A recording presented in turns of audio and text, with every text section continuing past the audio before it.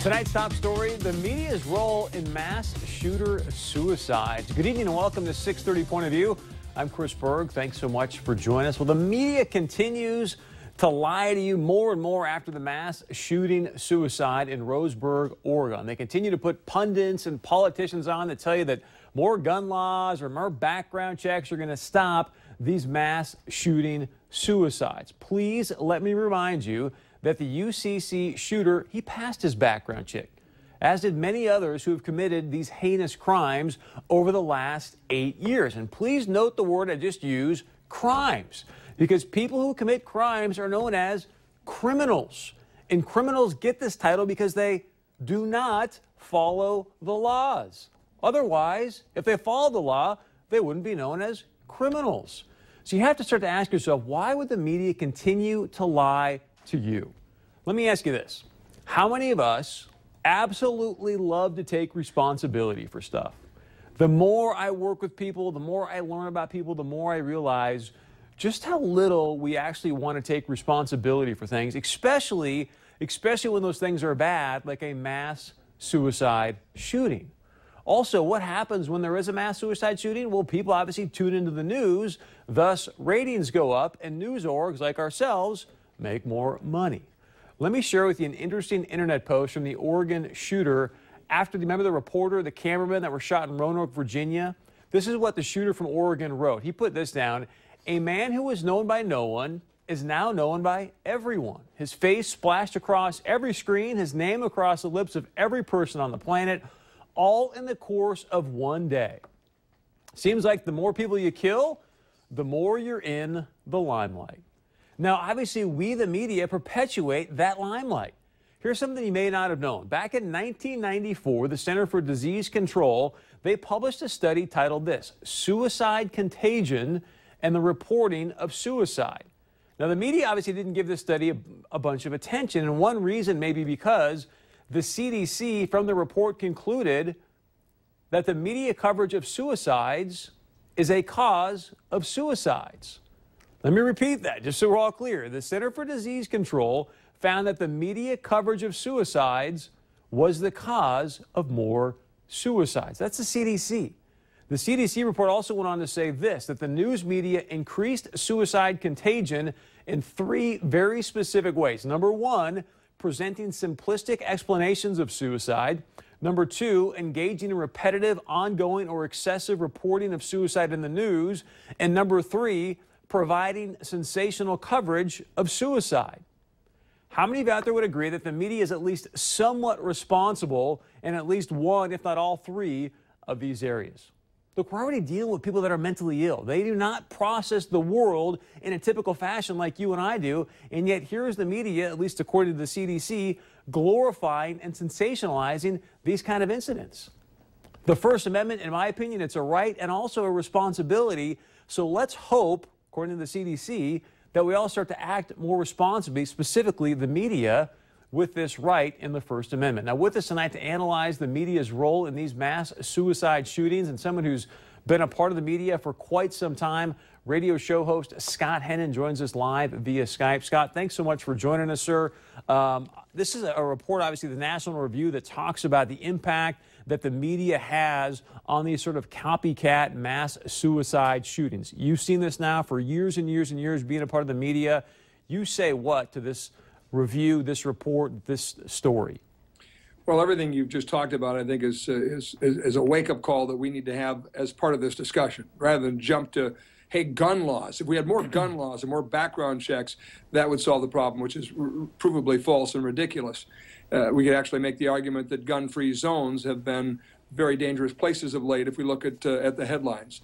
That having been said, I think one thing that is missing from this, and often from these discussions, when an incident like this happens, we want a culprit, right? We want to assign blame to somebody so we can quote unquote do something. The individual that you read from some of his blog postings earlier, in this particular case, former student and classmate of those he turned on and killed, he's the culprit. He's to blame. And the shooter in, the journalist out in Virginia from the newsroom that that was an estranged employee of that television station, he's responsible. The individuals themselves are the ones responsible. That having been said, rather than waste time on things that make no sense, I agree with you. And I think one of the real heroes in this case out in Oregon is the sheriff who said, you know what?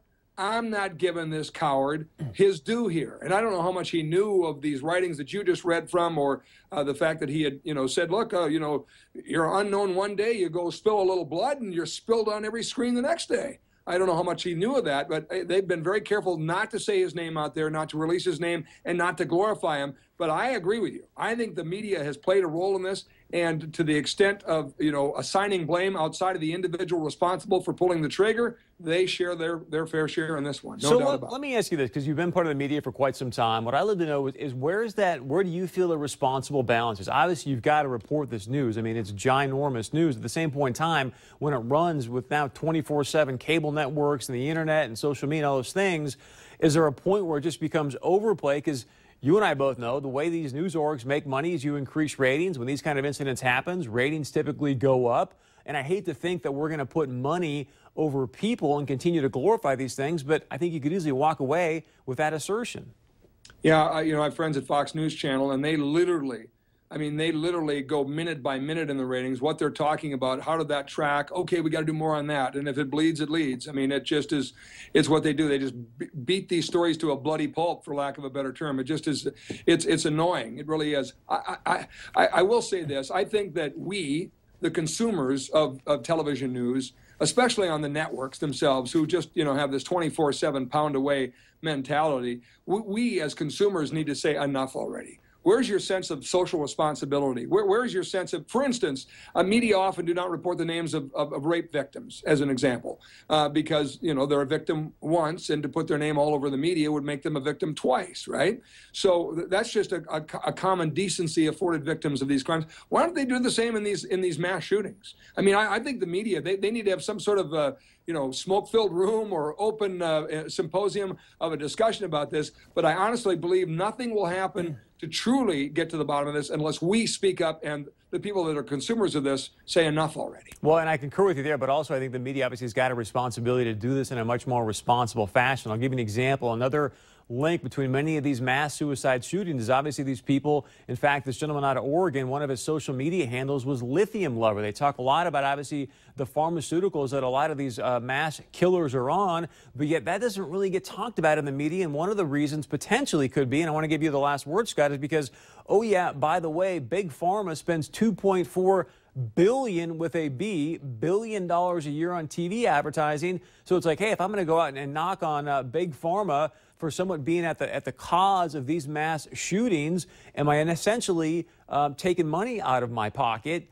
And I think that's a problem if that's the case, because you and I both know these guys spend a lot of money, but yet I don't hear a lot of media outlets going, wait a second, let's talk about Big Pharma and the culprit they are potentially in what's going on with some of these killers.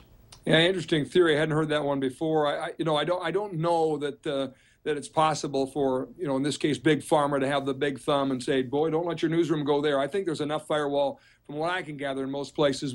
That having been said, why is it that they ride the pony of whatever, the movie theater shooting, the school shooting, whatever it is, and then it just is forgotten? I don't know why anybody isn't stringing these together and saying, okay, Dr. Ben Carson has been saying this. Let's study the minds of these killers, because something is there in pointing to a clue. There's enough of them that have happened that we should be able to glean from the individual cases what's going on. But nobody seems to connect those dots, and that seems like a perfect role for the media or some study, because we do need to get to the bottom of it. I'm with you there. Well, and I would say, hey, SSRI drugs obviously are a common link with a lot of these people. The guy says Lithium Lover. I think that it's there, but like you said, not a lot of people spending time on it, and it may be because there's so much money spent on advertising. Scott Hennon, AM 1100 The Flag, host of What's on Your Mind from 9 to 11. Thank you for your time, sir.